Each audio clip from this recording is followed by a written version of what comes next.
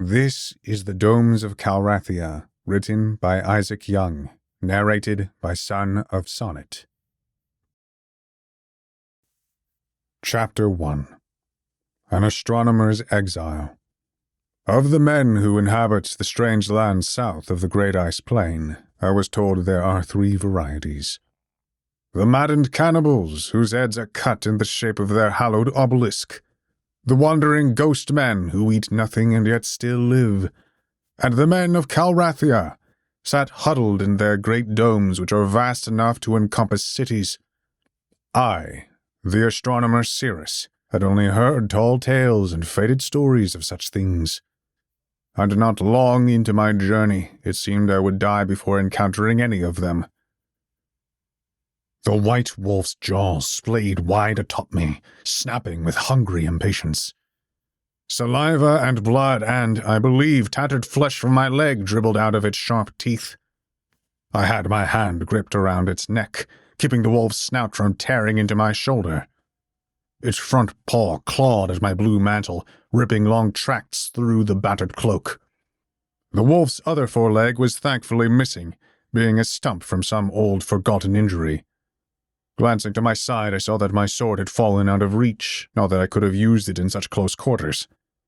The distraction almost cost me my life as the wolf snapped again, this time grazing against my face. Its foul breath made me choke as my arm threatened to buckle under the weight. I barely had the strength to hold off the beast, let alone throw it aside into the snowy brush. Quickly, I realized this was a losing battle.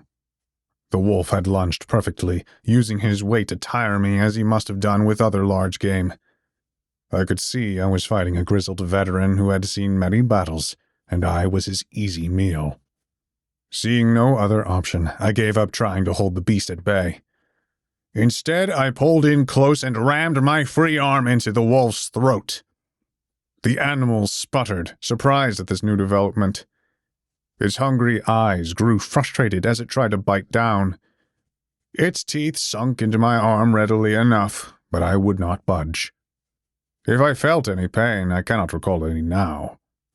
Even the skeptics, who seem to find every cause and reason to moan about life, often rediscover their enthusiasm at the executioner's block. The body understands death is unnatural, even should the mind be convinced otherwise. One finds they will go to extraordinary lengths to live, and so I summoned new strength to struggle on. We wrestled in the red snow. I pivoted away from its forepaw, but the animal still found some purchase, awkwardly scratching me as it attempted to draw back. I did not slacken my grip. One arm held the beast too close to use its claws, and the other slowly choking it. The wolf's movements became increasingly desperate as it realized it could not escape its current predicament. The once hungry eye darted around frantically as if trying to find an escape. It did not matter. I shoved my arm further down its throat, even as the wolf's teeth gouged my limb. A weary and gasping minute passed. The beast was malnourished and missing a leg. Had it been a healthy animal at the peak of its strength, I surely would have been bested. However, that was not the case. I strangled the wolf until its movements became weakened and finally limp.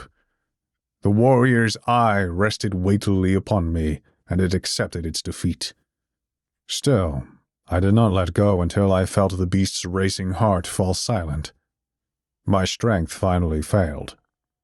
The warm corpse of the wolf slid off beside me. Blood oozed out of my wounds onto the ground, and I looked up into the treetops of the dark forest. The snow-laden branches were so thick that I had no chance of spotting any emerald shimmer in the night sky. Even the pearl-faced moon was nearly swallowed up. How I wished to be home again, studying the glass scrolls under Master Rigel. How I desired to again swim in the river Thalia and feel the warmth of Zodiac's furnace sun upon my face. How I so desperately longed for my brothers, whose names have turned bitter in my mouth and whose faces I shall never see again. I pushed myself up and examined my injuries. The wolf had bitten deeply into my left leg when it had first attacked, and the ripped trousers were now soaked crimson. Similarly, my mangled arm was not doing much better. Taking some bandages from my satchel, I tightly wrapped them around my wounds. As my other wounds were more superficial, I elected to address them later. As I recovered in the splotched snow, the cold began to sink its icy fingers into me. I know that I could not stay for very much longer. I had intended to cross this forest before nightfall, but the terrain became progressively more difficult. Large craters carved deep into the rocky earth, and more than once I had to take long detours or climb steep rock faces. During the day, the land seemed almost serene in its stark beauty. During the night, it had turned into a silent, brooding forest. It was not safe to make a camp, and I feared a fire would draw more attention than it would ward. My only hope was the walled city of Terminus on the other side of the forest. Stumbling to my feet, I gathered my meager possessions.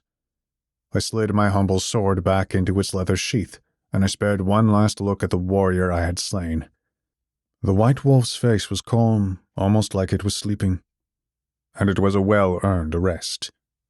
The creature was old and maimed, its hide covered in scars, and it was missing an ear. Perhaps many would call such a creature ugly.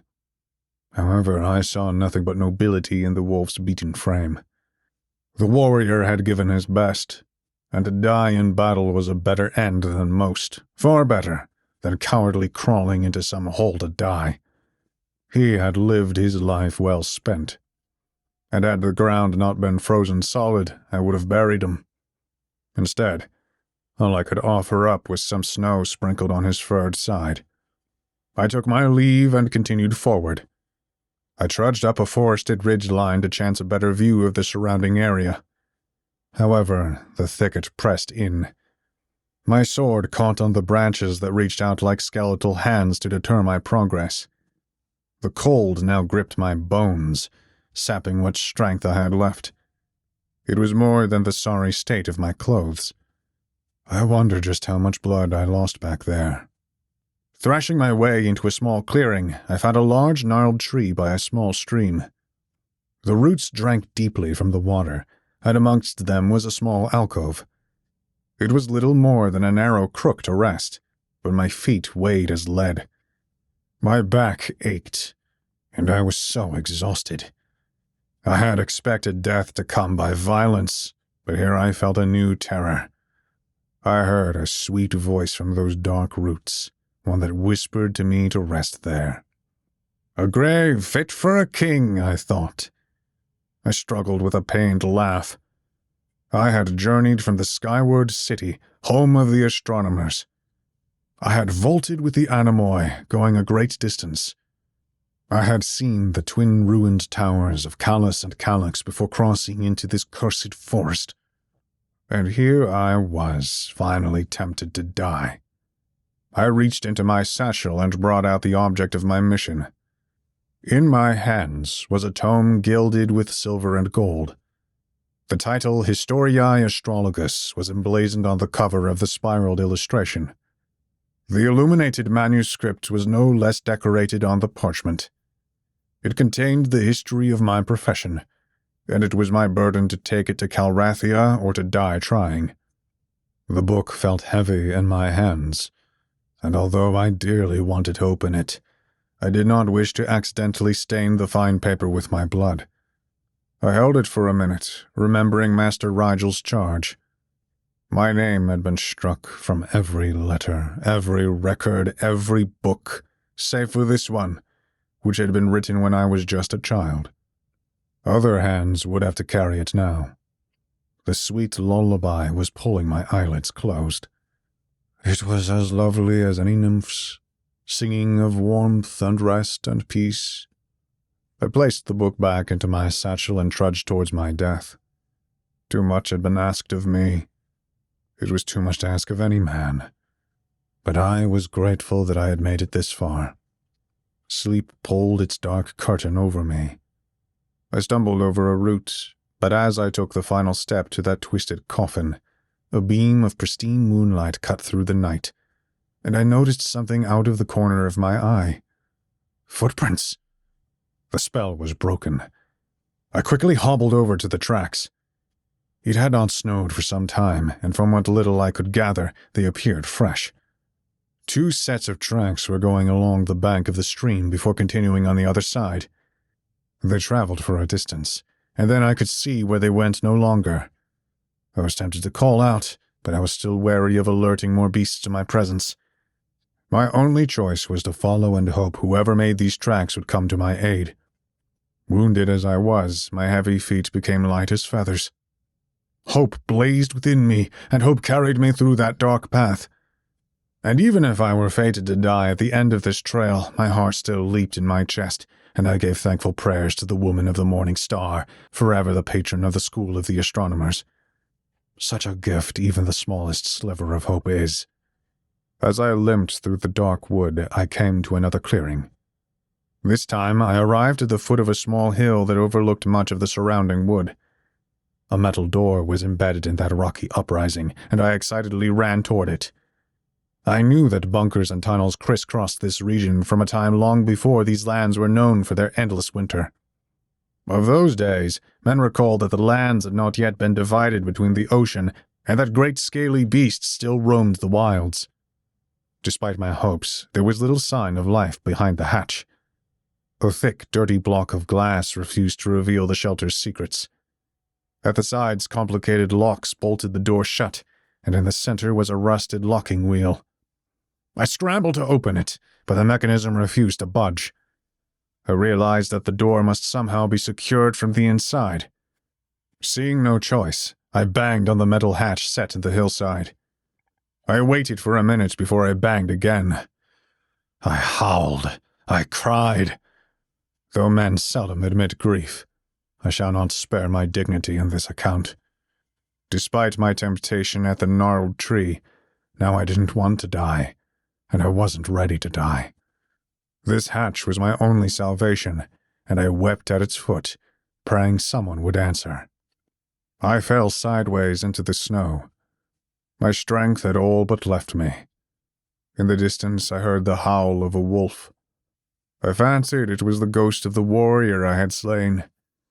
Up and up it went into the sky until I could hear it no more. Light! Searing light! I had to look away as a great shining beam sprung from recesses of darkness. I laid there in the snow as I saw silhouettes looking through the glass. There was a rumbling on the other side of the door. Slowly the locks began to click open. There was a rush of warm air, and a figure stepped out. As my eyes adjusted, I saw a thick mask covering most of the head.